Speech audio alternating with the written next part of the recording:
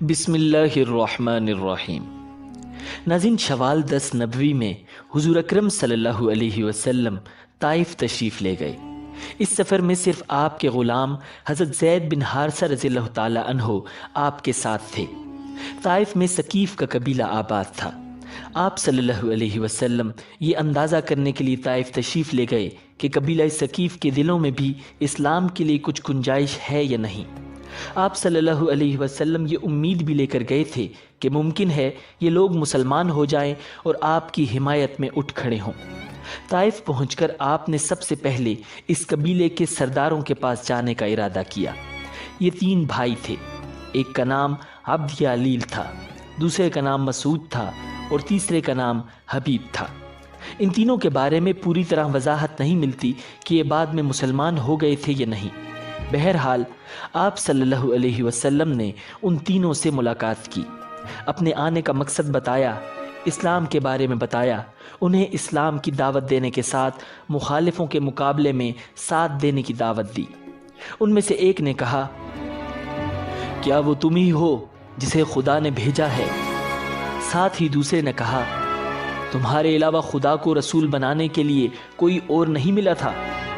اس کے ساتھ ہی تیسرا بول اٹھا، خدا کی قسم میں تم سے کوئی بات چیت نہیں کروں گا، کیونکہ اگر تم واقعی اللہ کے رسول ہو تو تمہارے ساتھ بات چیت کرنا بہت خطرناک ہے، اور اگر تم نبی نہیں ہو تو تم جیسے آدمی سے بات کرنا مجھے زیب نہیں دیتا۔ ناظرین، آپ صلی اللہ علیہ وسلم ان سے مایوس ہو کر اٹھ کھڑے ہوئے۔ ان تینوں نے اپنے یہاں کے اوباش لوگوں کو اور اپنے غلاموں کو آپ صلی اللہ علیہ وسلم کے پیچھے لگا دیا۔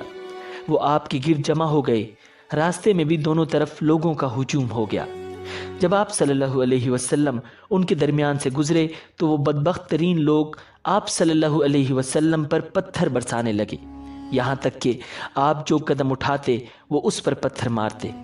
آپ کے دونوں پاؤں لہو لہان ہو گئے، آپ کے جوتے خون سے بھر گئے۔ جب چاروں طرف پتھر مارے گئے تو تکلیف کی شدت سے آپ بیٹھ گئے۔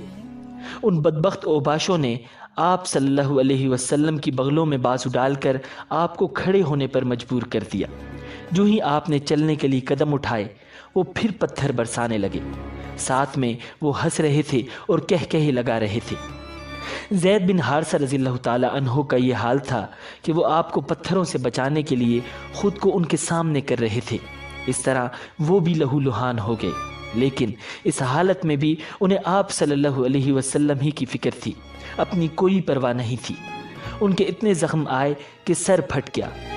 آخر آپ صلی اللہ علیہ وسلم اس بستی سے نکل کر ایک باغ میں داخل ہو گئے۔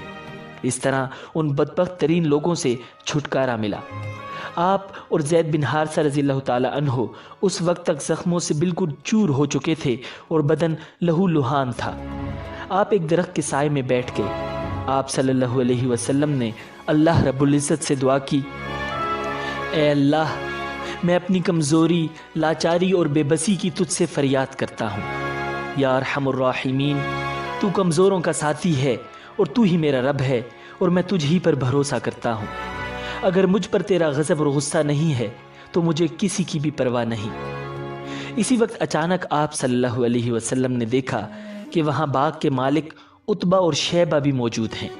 وہ بھی دیکھ چکے تھے کہ طائف کے بدماشوں نے آپ صلی اللہ علیہ وسلم کے ساتھ کیا سلوک کیا ہے۔ انہیں دیکھتے ہی آپ صلی اللہ علیہ وسلم اٹھ کھڑے ہوئے، کیونکہ آپ کو معلوم تھا کہ وہ دونوں اللہ کے دین کے دشمن ہیں۔ ادھر ان دونوں کو آپ کی حالت پر رحم آ گیا۔ انہوں نے فوراً اپنے نصرانی غلام کو پکارا، اس کا نام عداس تھا۔ عداس حاضر ہوا تو انہوں نے اسے حکم دیا، اس بیل سے انگور کا خوشہ توڑو اور ان کے سامنے رکھ دو۔ عداس نے حکم کی تعمیل کی، انگور آپ کو پیش کیے۔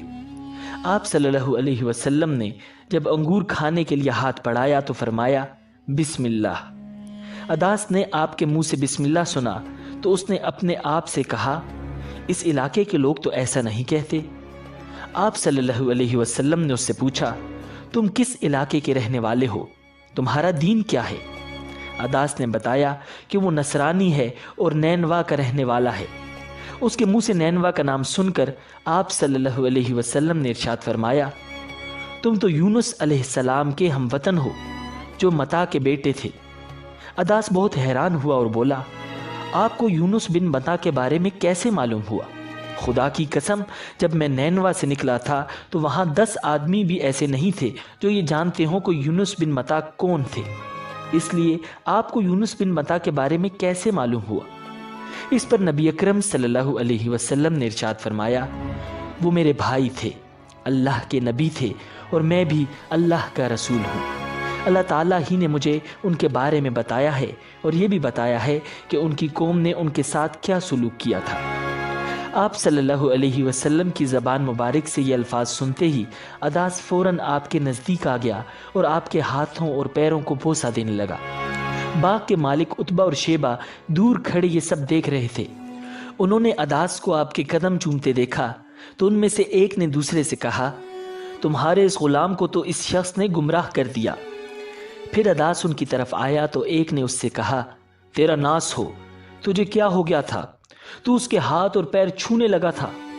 اس پر عداس بولا، میرے آقا، اس شخص سے بہتر انسان پوری زمین پر نہیں ہو سکتا۔ اس نے مجھے ایسی بات بتائی ہے جو کوئی نبی ہی بتا سکتا ہے۔ یہ سن کر عتبہ نے فوراً کہا، تیرا برا ہو، اپنے دین سے ہرگز مت پھرنا۔ ان عداس کے بارے میں آتا ہے کہ یہ مسلمان ہو گئے تھے۔ عتبہ اور شیبہ کے باغ سے نکل کر آپ کرن ثعالب کے مقام پر پہنچے۔ یہاں پہنچ کر آپ نے سر اٹھایا تو ایک بدلی آپ صلی اللہ علیہ وسلم کے سر پر سایہ کیے ہوئے تھی۔ اس بدلی میں آپ صلی اللہ علیہ وسلم کو جبرائیل علیہ السلام نظر آئے۔ انہوں نے آپ سے کہا، آپ نے اپنی قوم یعنی بنی ثقیف کو جو کہا اور انہوں نے جو جواب دیا اس کو اللہ تعالیٰ نے سن لیا ہے اور مجھے پہاڑوں کے نگران کے ساتھ بھیجا ہے، اس لیے بنی ثقیف کے بارے میں جو چاہیں اس فرشتے کو حکم کر دیں۔